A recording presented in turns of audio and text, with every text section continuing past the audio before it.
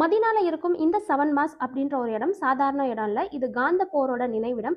இங்க தான் முஸ்லிம்கள் பள்ளம் தோண்டி மதீனாவை காப்பாத்தினாங்க. அல்லாவின் உதவியால் வெற்றி பெற்றார்கள். நீங்க மதீனா போனீங்கன்னா ஜியாரத் பண்ண இந்த லொகேஷனை சேவ் பண்ணிக்கோங்க.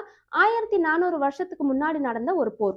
இந்த 7 மாஸ் முஸ்லிம்கள் வரலாற்று ஒரு முக்கியமான இடம். இங்க ஒரே இடத்துல 7 மஸ்ஜித் இருக்கும். இந்த மஸ்ஜித் எல்லாமே காந்த போர், பேட்டில் ஆஃப் ட்ரென்ச், அரபில கஸ்பத் அல் கந்தாக்னு சொல்றாங்க. முகமது நபி ஸல்லல்லாஹு அலைஹி வஸல்லம் மற்றும் அவருடைய தோழர்கள் மதீனாவை பாதுகாக்க ஒரு பெரிய பள்ளம் தோண்டினாங்க.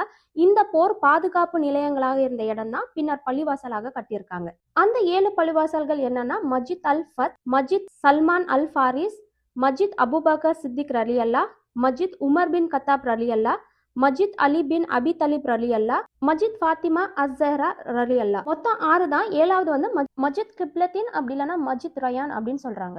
ஏன் இந்த இடம் ரொம்ப முக்கியம்னா காந்த போரோட நேரடி நினைவிடம். நபி ஸல்லல்லாஹு அலைஹி வஸல்லம் மற்றும் சஹாபாக்கள் பாதுகாப்பாக நின்ற இடங்கள் எல்லாமே இஸ்லாமிய வரலாற்றில் தந்திரமும் ஒன்றுபட்டும் வெற்றி பெற்ற இடம் இது. நபி ஸல்லல்லாஹு அலைஹி வஸல்லம் மற்றும் அவங்களோட சஹாபாக்கள் ஒவ்வொருத்தவங்களும் ஒவ்வொரு இடத்துல நின்று இருக்காங்க அந்த போர் சமயத்துல. அப்போ அந்த இடத்துல தொழுது இருக்காங்க. ஸோ அதனாலதான் இது ரொம்ப ரொம்ப ஒரு ஜியாரத் பண்ண வேண்டிய இடம். கண்டிப்பா மதீனா போனீங்கன்னா விசிட் பண்ணுங்க.